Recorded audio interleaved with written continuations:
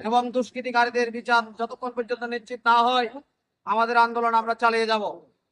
এই বলে আজকে আমাদের এই মানববন্ধন সমাপনী বক্তব্য দিয়ে শেষ করবেন আমাদের সকলের শ্রদ্ধাভাজন মহারাজ অপরিচালনানন্দ মহারাজ।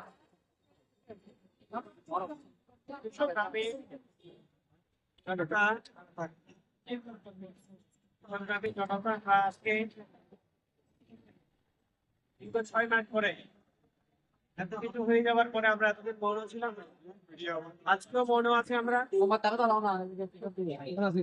গত পরশুদিন সরকার আমাদের সাথে যেটা করেছে, একটা মন্দির ভেঙে চুরমার করে দিয়েছে। মন্দির ভাঙা মানে হিন্দু সমাজের মনকে ভেঙে দেওয়া। আমরা জানি বহু জায়গায় বহু দেবত্ব সেই জায়গায় স্থাপন হয়েছে,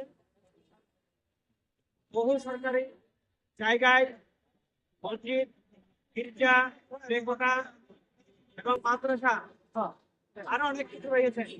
কিন্তু সরকার সেগুলো না দেখে আমাদের যে মন্দিরটা এভাবে ভেঙে দিল বিনা নোটিশে, সেটা সরকারের কাছে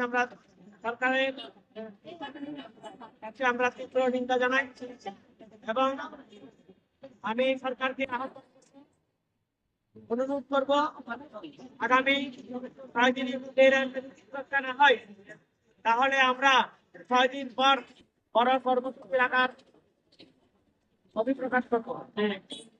তাই আজকে আমরা যে ছেলেরা এসছে তাদেরকে নিয়ে আমরা মানববন্ধন এখানে সমাপ্ত করছি।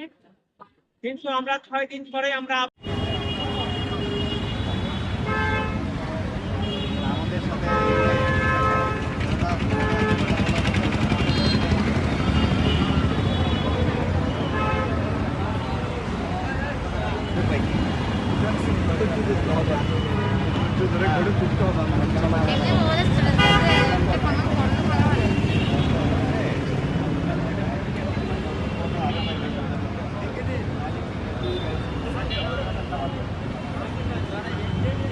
কখনো কখনো আমাদের ধর্মীয় গ্রন্থের মধ্যে আছে, কখনো কখনো শুভশক্তি ক্ষমতায় আছে, কখনো কখনো অশুভশক্তি ক্ষমতায় আছে।